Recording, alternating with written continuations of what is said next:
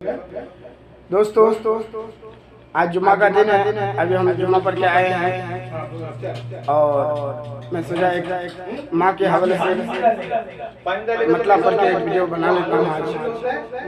तो मैं माँ के मुताबिक मतलब पढ़ता हूँ। अच्छा लगे तो गौर से नवाजिएगा और वीडियो को शेयर और लाइक ज़रूर कीजिएगा। मैं पढ़ता हूँ, देखिएगा, बताइए, खास अंदाजा कीजिएगा।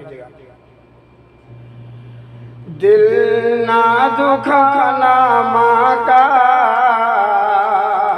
दिल ना दुखाना, दिल ना दुखाना माँ का, दिल ना दुखाना, दिल ना दुखाना माँ का,